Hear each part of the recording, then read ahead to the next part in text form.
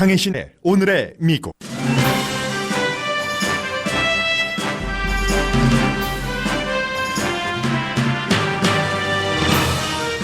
트럼프 대통령이 북한 핵 이슈를 협상가와 외교자문, 정보국 보고서도 제치고 스스로 컨트롤하면서 하노이는 실패했지만 새로운 협상을 할 수 있다고 믿는다는 시사주간지 타임지 보도가 나왔습니다.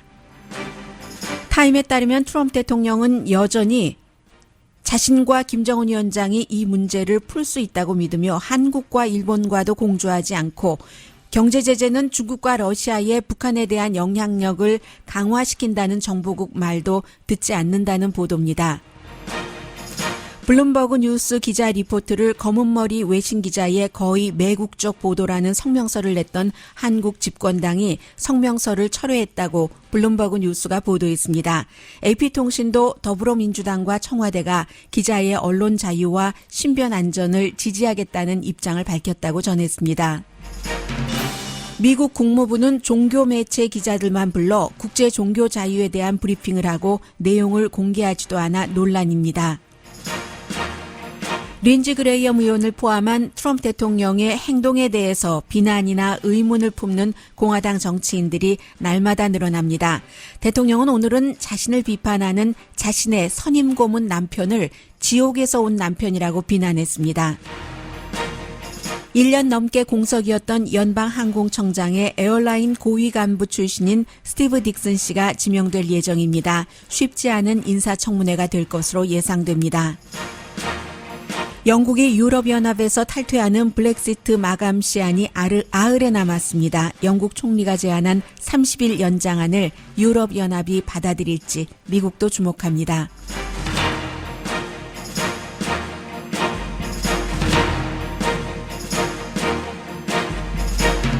여러분 안녕하십니까? 오늘의 미국 강혜신입니다.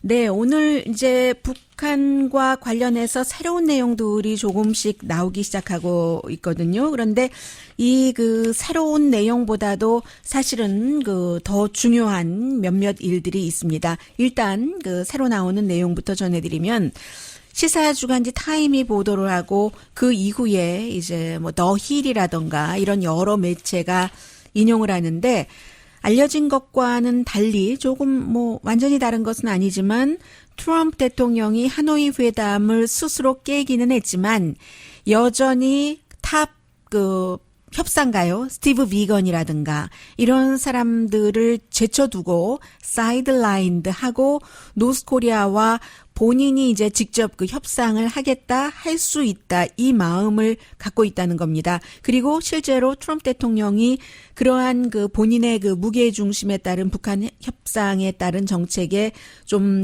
컨트롤하는 그런 부분이 늘어나고 있다는 게 뉴욕타임즈의 보도거든요.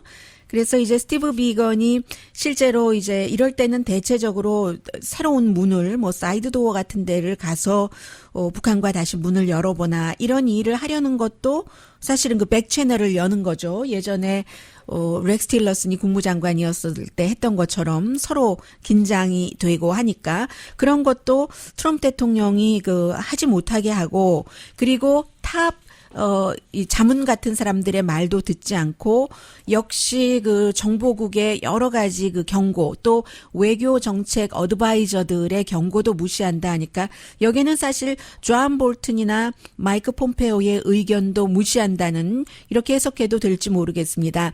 사안이 아주 예민하기 때문에 시사주간지 타임도 누가 이 말을 시사주간지 타임에 전했느냐는 뉴스원은 밝히지 않았습니다.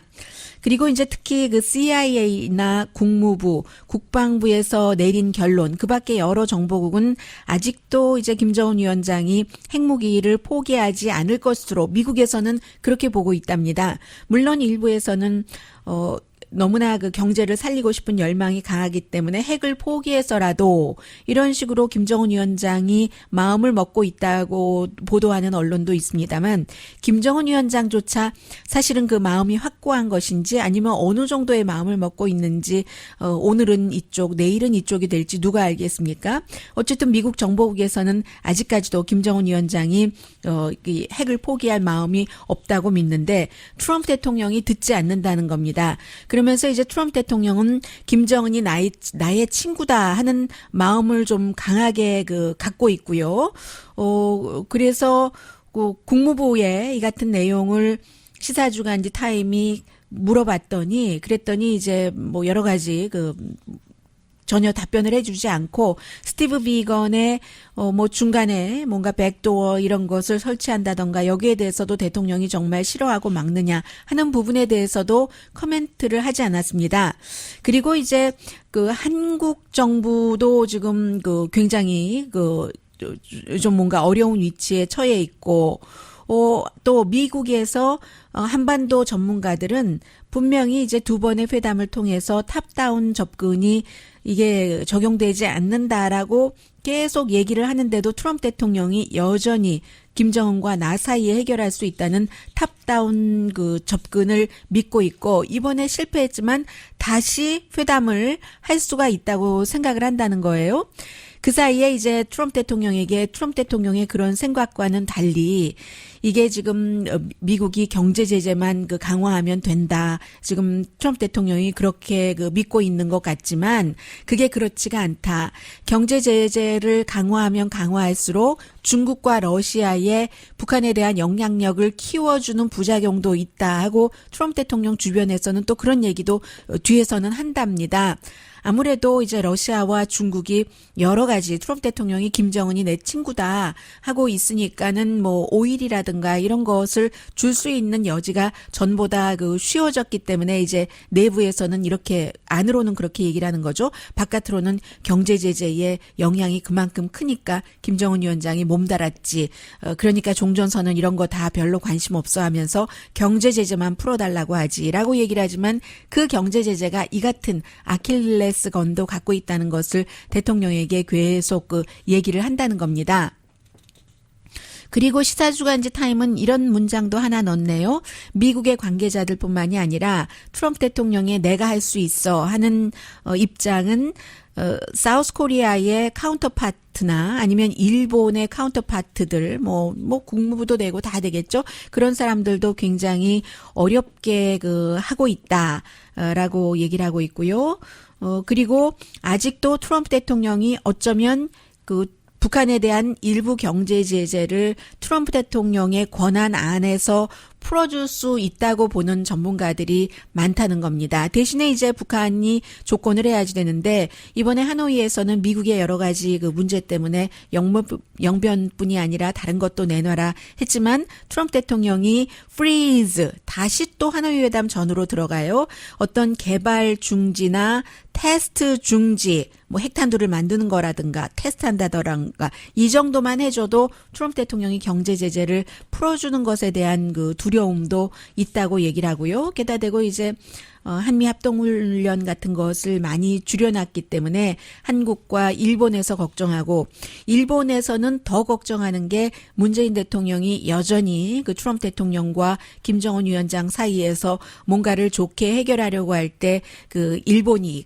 북한의 미사일 사정권 안에 들어가니까 더욱 걱정한다 하는 것까지도 얘기를 하고 있습니다. 또 하나는 그 사이에 북한의 사이버 스페이스에서의 해킹 공격이 점점 늘어나고 있다는 것. 그러나 다시 이 제법 긴 기사의 결론은 이렇게 나옵니다. 트럼프 대통령은 오래전부터 지금까지 계속 전문가의 자문보다 그들의 머리에서 나오는 얘기들보다 나의 본능이 훨씬 가치가 있다. 이런 말을 하고 있다는 것이요. 시사주간지 타임의 보도였습니다.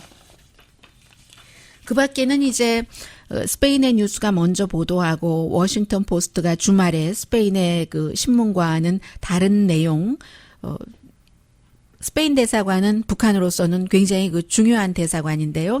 그곳에 대사로 있다가 쫓겨난 북한의 핵실험 때문에 김혁철이 하노이 회담에 주역을 했고 나중에 가담을 했지만 그리고 그 대사관을 습격한 괴한이 스페인의 뉴스페이퍼는 CIA 링크드라고 얘기를 했고 미국의 워싱턴 포스트는 전 천리마 방위대 현재는 3월 1일부터 자유조선으로 이름을 바꿨어요. 그리고 김한소를 보호했다는 그의 안전을 그 내용에 대해서 이제는 미국의 많은 언론이 보도를 하거든요. CNN도 보도를 하는데 잘 모르는 것 같아요. 미국 사람들이. 아직도 심지어는 민방위, 무슨 민방위죠? 천리마 민방위가 이름을 자유조선으로 바꾼 것도 모르고 그 CNN의 리포터도 계속 이제 CNN의 뭐 북한 특파원이나 이런 사람은 아니에요. 사내에서 일하는 리포터인데 그런 사람도 천리마 그 민방위대가 이렇게 했다는 것이 뭐 워싱턴 포스트 등등으로 등등을 통해서 전해지면서 스페인이 수사 중이라고 하네요. 이제는 수사 중이다. 뭐 이런 내용. 그러나 이제는 김혁철 이 정도까지도 미국 기자들이 발음을 굉장히 잘하고 있거든요. 이런 내용이 있고요. 또 뿐만 아니라 이태리 대사도 뭐 11월 달부터인가 지금 어디에 있는지 알려지지 않고 있잖아요. 아내와 함께 해서 아마 미국이나 유럽 등으로 망명 신청 중이 아닌가 이런 내용까지 보도가 되고 있는데 그 밖에 이제 중요한 것은 북한의 움직임을 미국도 보고 있고요. 당연히. 그래서 이제 이미 북한이 얘기를 했고 공은 미국으로 넘어갔다. 미국에서는 뭐 북한으로 넘어갔다라고 얘기를 하고 있지만 뭐 위성 발사 정도 하지 않을까 이 정도로 보고 있다는 거고요. 제가 여러분들께 지금 중요하게 말씀드리고 싶은 것은 이 내용입니다. 오늘 블룸버그 뉴스에 여러 개의 기사가 실렸고 관련 기사가 AP통신도 보도를 했습니다. 블룸버그 뉴스에서는 당연히 성명을 발표를 며칠 전에 했었는데 그 내용까지는 제가 전해드리지 않았었고요. 어제 아침에 잠깐 언급을 해드렸던 그 한국의 더불어민주당이 블룸버그 뉴스의 이유경 기자가 문재인 대통령이 유엔과 외신기자협회 등에서 하도 세계에서 김정은 위원장을 믿지 않으니까 미국과 세계를 향해서 여러분도 그 텔레비전을 통해서 보셔야지 됩니다. 하면서 저는 직접 3번이나 만나보니까 예의도 바르고 윗사람도 공격하는 합리적인 사람으로 핵을 포기할 뜻이 있습니다. 라고 이제 계속 뉴욕에서 얘기를 했기 때문에 이유경 기자의 그 기사 내용 자체도 그의 탑 대변인 역할을 했다라고 표현을 했는데 그렇게 뭐 나쁜 그런 뜻은 아니었다고 읽는 사람에 따라서 다 다르고 환경에 따라서 다르지만 제가 이제 날마다 얼마나 많이 미국 기사를 읽고 보고 하겠어요. 이제 그렇게 생각이 됐고 그러나 한국의 보수에서는 이유경 기자가 뭐 전에 나경원 그 원내대표도 인터뷰를 했었다.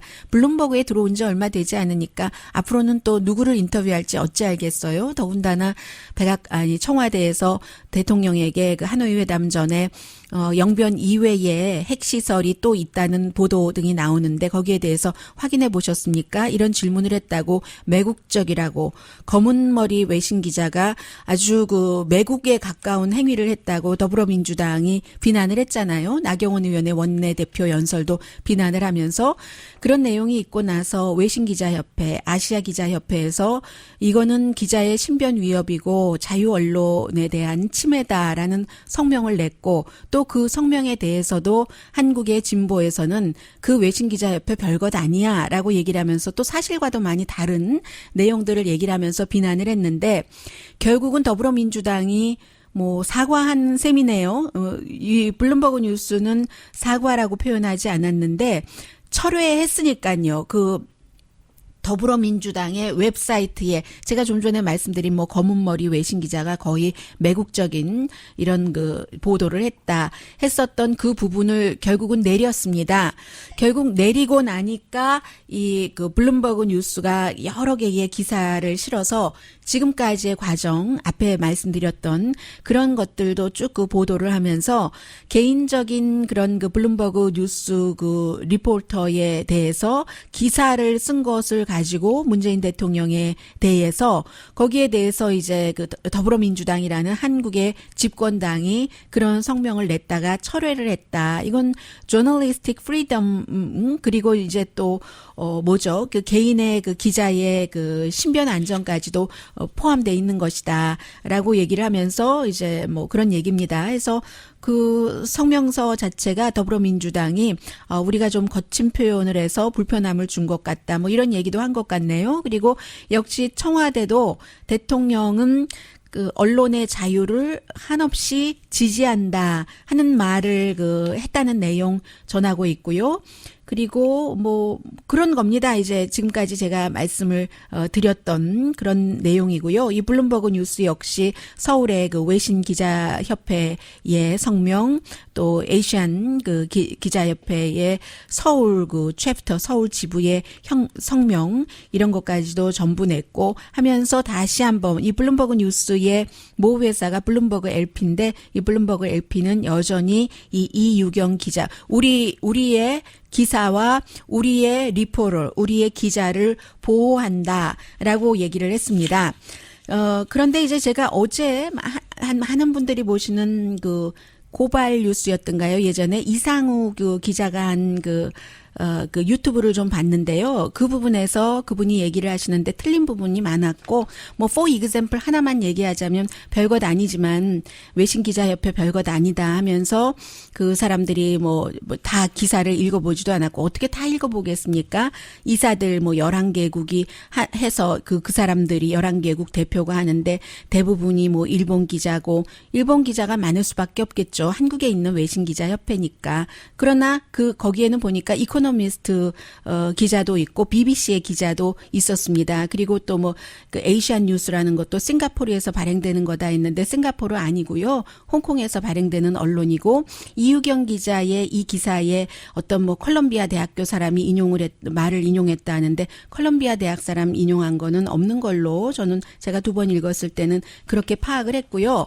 그래서 한국의 진보는 그 뜻은 이해가 됩니다만은 다 애국심의 발로잖아요. 이 문재인 대통령의 이 그 북한 문제를 평화적으로 풀려는 여기에 힘을 실어준다는 그런 뜻으로 가다 보니까 그쪽만 보고 가니까 자꾸만 이렇게 마찰이 생기는 겁니다.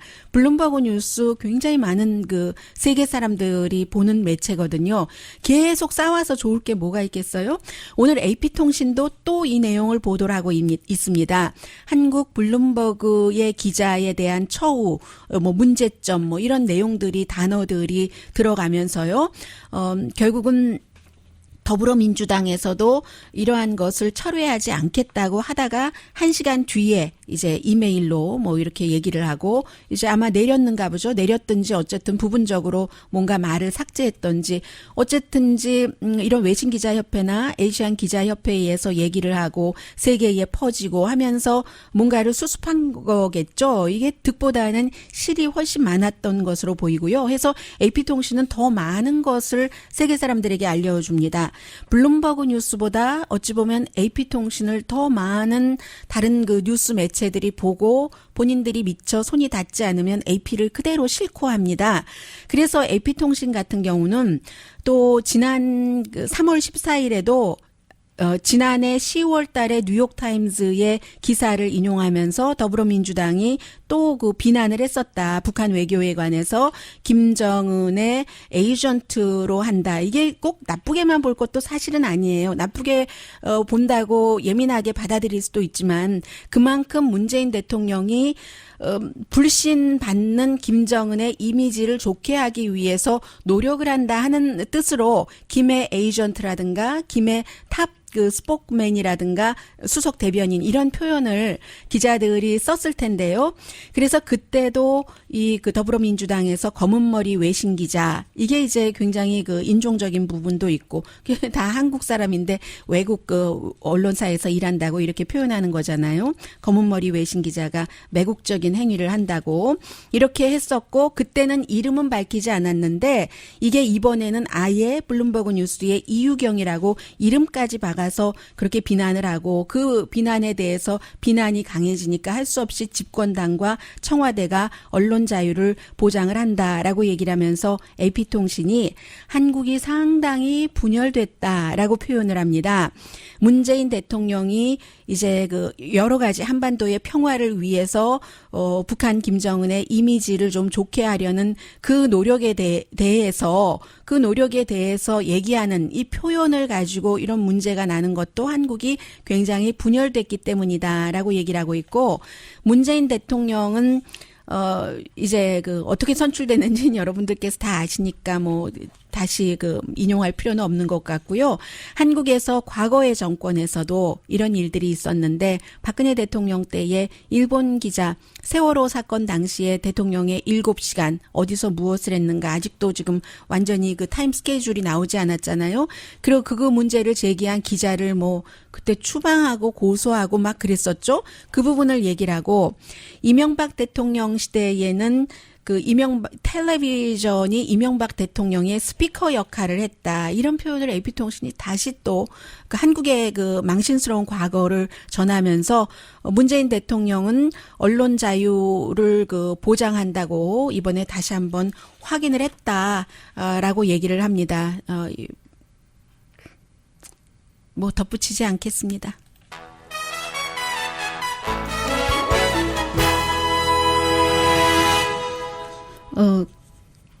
하나만 말씀드리자면 미국의 진보 언론과 한국의 진보 언론이 계속 가만히 있는데 미국의 진보 언론 제가 보기에는요 계속 이렇게 비난을 하거든요. 뉴욕타임스나 워싱턴 포스트나 블룸버그 뉴스나 이런 의견도 있고 저런 의견도 있고 그냥 어떤 경우는 무시하면 되고 어떤 경우는 제대로 더 들여다보면 되고 하는 건데 그렇게 충돌할 경우는 이미 외신기자협회와 1,500명 정도 되는 사람들의 가슴 속에 어떤 좋지 않은 감정을 심었잖아요. 그런데 거듭 말씀드리지만 미국의 뉴욕타임스나 블룸버그 뉴스도 그렇고 또 워싱턴 포스트도 그렇고 이 같은 진보 언론이 북한과 미국이 만약에 트럼프 대통령이 변덕스러우니까 전쟁을 해야지 된다 할 때 전쟁하면 안 된다고 제일 먼저 막는 그런 스피커의 역할을 할 매체가 그런 매체들입니다. 그리고 그렇지 않더라도 그렇지 세계에 힘 있는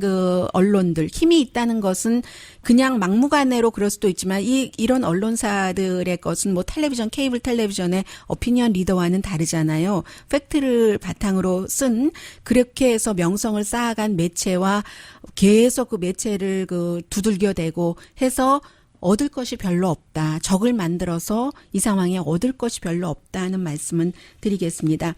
이제 이렇다면 모르죠. 언론 매체나 언론의 기자들이나 내가 유명해지고 싶어서 이참에 내가 한번 유명해져 봐야지 해서 더 극단적으로 나간다면 단기간에 본인의 명성을 쌓을 수 있을지 모르지만 션 해니티가 요즘 굉장히 고민을 한답니다. 왜냐하면은 팍스에서 오피니언 리더로서 트럼프 대통령과 거의 날마다 전화 통화를 하면서 션 해니티의 로스앤젤레스 시간으로 6시에 방송되는 그 프로그램이 대통령의 스피커 역할을 하는데 지금 팍스사 루퍼트 머덕이 디즈니의 엔터테인먼트 일부도 지금 팔아버렸고 오늘 이제 확정됐잖아요. 그렇게 됐고 루퍼트 머덕은 나이가 굉장히 많지만 점점 그 아들들이 회사를 이끌어가면서 과거에 루퍼트 머덕이 그 정도 어때? 여자 성희롱 했으면 어때? 하는 사람들도 아들들이 들어오고 해고를 하잖아요. 그리고 이렇게 새로운 지도력이 지금 이제 장남이 또 다른 어떤 권력을 이 팍스라든가 이 또 월스트리트 저널 이런 팍스 업체에서 업계에서 맡게 됐는데 그렇게 될 경우 이제 션 해니티에 대한 보도 같은 것이 과거와 다를 수도 있고 무엇보다도 루퍼트 머덕도 요즘 트럼프 대통령과 좀 사이가 나빠진다고 하고 실제로 션 해니티가 트럼프 대통령에게 지난해에 루퍼트 머덕이 당신을 미워하기 시작했다고 얘기를 하기도 하고 그러면 이제 션 해니티 같은 사람은 팍스와 계약이 2021년까지밖에 안 돼 있거든요. 3천만 달러 이상 받는데 이런 사람으로서는 트럼프 대통령이 있어줘야 자신이 돈도 벌고 유명하고 텔레비전에 날마다 나오고 하는 겁니다. 이런 계산이 아닌 한 미국의 세계적으로 좋은 평판을 받고 있는 권위 있는 매체들과 거둬들일 그럴 전쟁은 하지 말자 하는 말씀 드리고요. 저는 이 말씀은 제가 개인적으로 드렸습니다. 저 한국 사람이잖아요. 잠시 뒤에 미국의 아주 중요한 뉴스들 전해드립니다. 라디오 서울 방송 오늘의 미국 듣고 계십니다. 네, 로버트 멀러 특별검사가 원래 3월 15일경에 뭔가를 발표할 것이다 했는데 안 했잖아요. 많은 분들이 기다리고 계시는데 기다릴 때 너무 배가 고파서 뭔가 기대만큼의 음식 성찬이 되지 않을 수도 있겠다. 이런 느낌도 들고요. 지금 하원의 감시위원회 오버사이트 그 커미리의 체어맨이 백악관에 많은 자료를 요청해 놨는데 단 한 장도 한 페이지도 받지 못했다는 것을 워싱턴 포스트 오피니언에 그 글로써 실었네요. 뭐 이런 거죠. 뭐 예를 들어서 자레드 쿠슈너 사위의 뭐 신원조회에 관해서 대통령이 직접 뭐 했는가 안 했는가 아니면 첫 번째 불과 얼마 하지도 못했던 마이클 플린이라는 국가안보 보좌관에 관한 것, 또 마이클 코엔 대통령의 픽서에 관한 이런 모든 것들, 또 러시아 스캔들과 연관된다고 볼 수도 있고요. 한 장도 받지 못했다. 이만큼 이제 받지 못했다는 것도 중요하지만 싸우고 있다. 벽은 이미 멕시코와 미국 국경 사이에 세워진 것이 아니라 백악관과 또 멀리 떨어지지 않은 의회의 민주당 사이에 벽은 아주 높게 세워졌다. 이 정도 분위기를 말씀드리고요. 그러면 이제 모든 것들이 좀 어려워진다는 얘기고요. 오늘 아침에는 트럼프 대통령이 와이프의 성공을 대단히 질투하는 지옥에서 온 남편, 이렇게 자신의 선임 고문의 남편을 얘기를 했습니다. 조지 코네이가.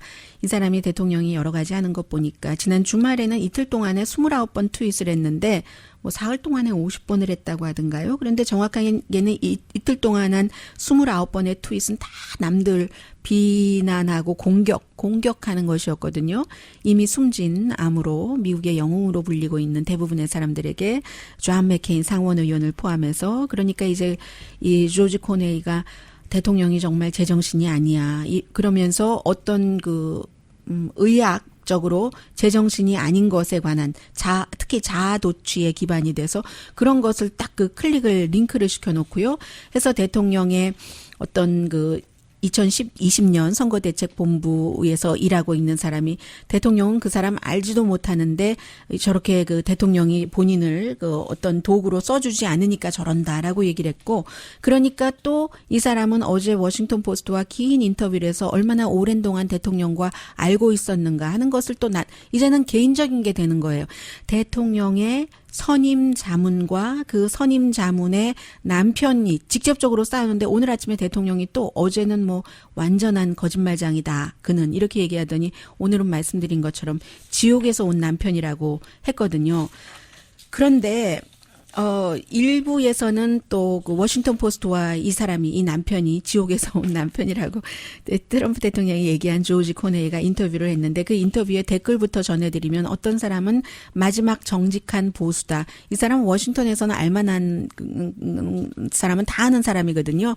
뭐 여러 가지 케이스가 있지만 빌 클린턴 전 대통령의 섹스 스캔들이요. 폴라 존스, 그 부분에 관해서도 폴라 존스의 변호팀에 있었고, 그리고 뭐 이제까지 데이트한 여성도요. 지금 이제 켈리언 코네이와 자녀가 4명인가 있는데 2001년도에 결혼을 해서, 그런데 결혼하기 전에도 굉장히 보수적인 여성들과 데이트를 했어요. 지금 팍스의 로라 잉그램이라든가, 그리고 또 앤 콜터가 아마 켈리언 코네이를 소개를 했다고 하죠. 최근에는 앤 콜터도 트럼프 대통령과 사이가 나쁩니다만 굉장히 보수예요. 그리고 이제 여러 사람 트럼프 대통령과 남편 사이에서 한 남자만 택해라 뭐 이렇게 댓글 단 사람도 있고요. 등등 침묵도 공모다. 이 조지 코네이처럼 정말 진정 보수 공화당이라면 트럼프 대통령의 잘못된 점도 지적을 해야지 된다는 얘기가 나오는데, 일단 이 조지 코네이는 워싱턴 포스트와 긴 인터뷰에서 이 기사 굉장히 많은 사람들이 봤고 많은 댓글이 달렸는데 그만큼 미국의 일반인들이 관심을 갖고 본다는 이슈이고요.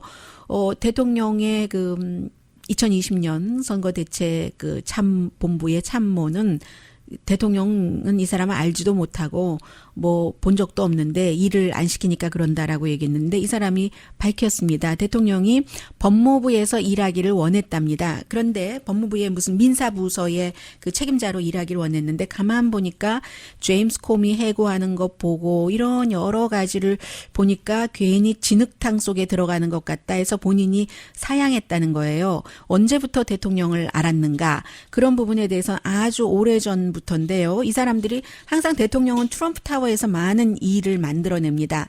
픽서 마이클 코엔도 트럼프 트럼프 타워에서 사람들이 저 글자 저 트럼프자 좀 떼야 돼 했을 때 그거 아니다 하고 했었잖아요.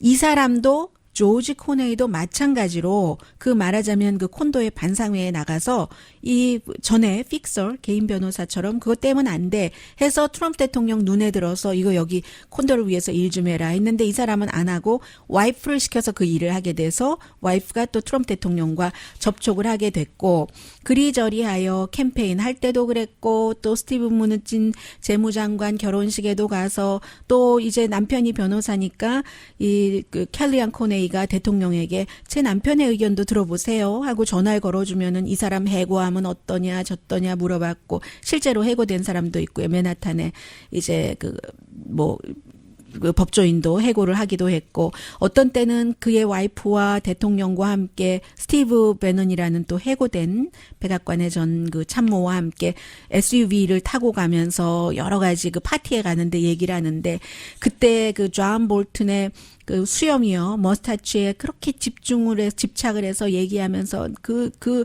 수염이 너무너무 싫다고, 싫어서 이 국가안보보좌관에 임명하기 싫다고 하다가 나중에는 국가안보보좌관이 됐지만요. 그런저런 나는 대통령과 오래 알고 있었다. 그러니까 전혀 모른다는 얘기도 거짓말이고 그 잡에 대해서는 내가 그랬다. 그럼 내가 왜 이 같은 트윗을 하느냐. 와이프가 백악관에서 일하는데 그 부분에 대해서는요. 트럼프 대통령이 말할 때마다 너무나 거짓이 많기 때문에 그것을 볼 때마다 너무 분노를 해서 이렇게라도 하지 않고는 그 와이프와 정상적인 그 부부 생활을 하기가 힘들다. 그래서 이렇게 한다라고 얘기했고요. 워싱턴 포스트는 와이프인 그 켈리안 코네이가 언젠가 한 번은 기자들 많이 있는 자리에서 그 뉴욕타임즈의 컬럼니스트인 그 머린 다우드도 있고 뭐 MBC 앵커도 있고 앤드리아 미첼 막 불만을 했대요. 다 여성들이니까는요. 내 남편이 집에서 이런 그 컴퓨터에만 그 집중을 하고 본인은 이제 막 이제 사람들과 만나고 놀고 하는 거 좋아하는데 그렇다. 그리고 나를 실제로 좀 그 질투를 한다. 이런 얘기도 했다는 거예요. 아무튼 이런 정도의 것이 지금 미국에서 굉장히 그 이슈가 될 그럴 정도고 어떤 사람은 뭐 이런 의심까지 하는 거죠. 켈리언 코네이가 그만큼 경력은 쌓았고 그만두고는 싶은데 제대로 된 좀 명분을 좀 쌓아서 그만두기 위해서 뭐 이렇게 하는 게 아닌가. 또 어떤 사람은 아마 켈리안 코네이가 조지 코네이에게 집에 가서 트럼프의 진 면목에 대해서 보통 사람들이 알고 있는 것보다 더한 것을 얘기하는 것 같아. 그러니까 저렇게 조지 코네이가 분노를 참지 못하지. 이게 사실은 요 며칠 동안 가장 핫한 뉴스였고요. 그리고 공화당에서는 이제는 조지아가 지역구인 조니 이삭슨이라는 그 상원 의원이에요. 이 사람이 미치 매코넬이 아니라 밋 럼니 유타의 상원 의원 린지 그레이엄 의원과 함께 아무리 그래도 그렇지 살아있는 대통령이 이미 숨진 미국의 전쟁 영웅 존 맥케인을 난 좋아한 적도 없고 앞으로도 좋아하지 않을 것이다. 이렇게 얘기하는 것 자체가 도대체 우리가 이런 것을 들어야지 되는가. 물론 대통령은 이유가 있는 씨름이에요. Affordable Care Act, 오바마 케어를 존 맥케인의 표 때문에 결국은 그 무효로 하지 못했고 등등의 얘기요. 그 다스에 관련도 그렇고 다스에 관련은 트럼프 대통령 주장이 틀리긴 합니다만은 그래서 이 정치인도 잭슨 상원 의원도 이미 뇌종양으로 숨진 그런 그 사람에 대해서 대통령이 그렇게 트윗에서 내리칠 수가 있을까? 밋 럼니는요, 난 이해가 되지 않는다. 왜 거기에 존 맥케인의 My friend 존 맥케인, 정말로 그 대단한 존 맥케인을 그렇게 비난을 하는지. 린지 그레이엄도 대통령 친구잖아요. 그래서 여전히 린지 그레이엄하고 또 존 맥케인하고도 친합니다. 두 사람 다 뭐 무기 그 위원회에도 있었고요. 린지 그레이엄도 군인이었으니까요. 군인이었던 사람에게 군수 업체에서 선거 자금을 많이 줍니다. 존 맥케인도 살아생전에 군수 업체에서 선거 자금 많이 받았고 린지 그레이엄도 마찬가지고요. 그리고 같이 그런 점에서도 같은 위원회에 있었고 친구였는데요. 역시 린지 그레이엄도 대통령이 어제 나는 한 번도 그 사람 좋아한 적도 없고 앞으로도 절대로 좋아하지 않을 거야. 뭐 이렇게 그 얘기를 한 것에 대해서 나의 친구 존 맥케인의 그 영웅적인 그 행동에 대해서는 나는 동의하지 않는다. 내 마음은 변치 않는다라고 얘기했는데 린지 그레이엄은 또 밋 romney와는 조금 다릅니다. 대통령 얘기는 하지 않았어요. 밋 romney는 대통령 왜 그러는지 난 이해를 할 수 없다 하는데 이게 다 이제 이해관계의 거리에 따른 커멘트를 내놓는 거죠.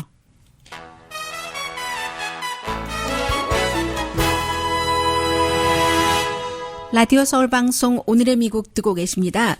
미국에서 이런 일은 없었다고 하고 저도 들어보지 못했는데요. 국무부에서 기자회견을 하면서 Face-based media only 기자 브리핑을 한 겁니다. 그러니까 그 일반 기자들은 전혀 부르지 않고 종교 매체 그룹들만 불렀어요. 그리고 또 기자들이 항의를 했겠죠. 무슨 국무부 브리핑이 그러냐 했더니 어떤 그 미디어를 불렀고 기자를 불렀고 기자들을 대상으로 브리핑을 했고 그리고 어떤 내용이었느냐라는 질문에 대해서도 답하지 않았거든요. 트랜스크립도 없고 뭐 그랬는데 기자들이 가만히 있겠습니까? 또 역시 그 기자들이 또 얘기를 해서 실제로 보니까는 그게 월요일에 있었던 얘기인데 어제 오후쯤 되니까 릴리전 뉴스 서비스에서 어떤 매체들이 초대가 됐는지를 쭉 또 발표를 했습니다. Jewish Telegraph Agency. 이건 주이시에 관한 거죠. 뭐 그리고 뭐 월드 매거진 보수적인 크리스천에 관한 매거진이고 아메리카 매거진 카톨릭에 관한 매거진이고 등등 이런 그 종교 뉴스에 관한 기자들이었고 트랜스크립은 얘기를 하지 않았지만 이제 그 브리핑을 들은 기자들이 얘기해 주기를 이스라엘의 그 선거와 관련해서 원래 기자들에게 브리핑을 하기 전에는 국제 종교 자유와 중동에 관한 것이다. 왜냐하면 이제 그 가잖아요. 마이크 폼페오 국무장관이 그 선거 치르기 얼마 전에 미국 국무장관이 다른 나라에 잘 안 가는데 더군다나 이스라엘처럼 예민한 국가에 가는 겁니다. 지지한다는 거예요. 네타냐후를. 또 네타냐후가 그의 방문 나흘 뒤에 미국으로 오고 백악관에 오고 하는 건데 거기에 관한 브리핑을 했다는 얘기입니다.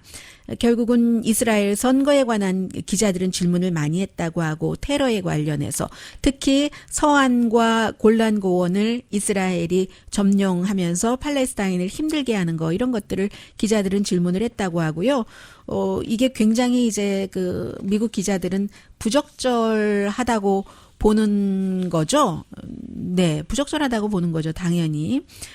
폼페오 국무장관에게 여러 경로로 기자들이 이런 것에 관해서 얘기를 해도 폼페오 장관이 하는 말은 이 말이랍니다. 내가 복음주의 기독교인이거든요. 캔사스에 나는 언제나 그런 이런 종교 같은 것이 내 마음의 중간에 있다. 뭐 이런 얘기를 하는데 전에는 아무튼 없었던 일이 일어나고 있습니다.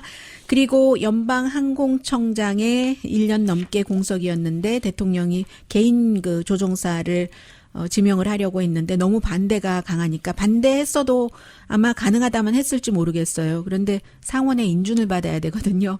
어차피 개인 비행기 조종사를 했다고 연방 항공청장 모든 안전을 점검하고 하는 그 자리를 줄 수는 없다는 게 상식적이잖아요. 해서 대통령이 몇 달 전에 포기를 했고 지난해 11월부터 이 사람을 지명을 하려고 했었대요. 스티브 딕슨이라고.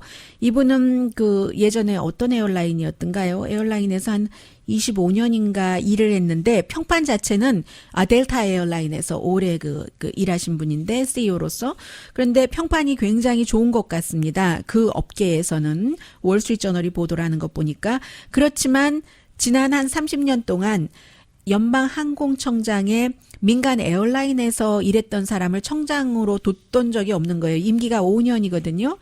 그럼 30년 동안 6명 한 번도 그런 적이 없다는 거고, 이번에는 더군다나 보잉에 이런 그 안전사고가 있었기 때문에 더군다나 이 안전을 점검하는 것을 연방항공청이 상당 부분을 보잉 사람에게 맡겼다는 거잖아요. 또 보잉은 부품도 다 본인들 거 쓰고, 그리고 스토어 시스템이라고 해서 뭔가 고도를 그 자동 조절하는 장치를 붙였는데 그 장치가 문제다라고 얘기를 하는데, 그게 문제였는데도 그동안 계속 규제하지 않고 FAA가 가만히 내버려 뒀고, 이런 상황에 그 스티브 딕슨이라는 사람이 연방항공청장이 된다면 반반인 것 같아요, 의견. 아니, 반보다는 민간에서는 아니지 하는 게 조금은 많은 것 같은데, 예를 들어 알기 때문에, 그 민간 항공 시스템도 알기 때문에 더 잘할 것이다 하는 의견이 있고, 또 다른 의견으로서는 정말로 그 본인도 모르게 수십 년 그쪽에 몸담고 있었으면 그쪽 편일 수밖에 없다.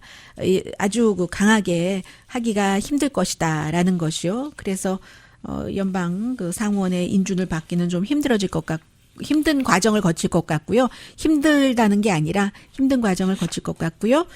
트럼프 대통령은 여전히 지금 석탄 발전소 킵하기를 원하고, 또 핵발전소도 킵하기를 원하는데, 그 표니까는요. 그렇기는 하는데, 또 이번에 경제보고서 282페이지짜리 백악관 보고서 어제 발표된 것을 보면은 엑시오스가 다 읽고 분석을 했는가 봐요. 그랬더니 막상 그렇게 하기는 한다고 말은 하는데, 이 리포트 자체를 보면 구체적인 내용은 없다는 거예요. 그럴 수밖에 없죠. 왜냐하면 돈이 많이 들잖아요. 석탄으로 어떤 에너지를 쓴다는 게 이제는. 천연가스 같은 것 얼마나 싸지고 있어요.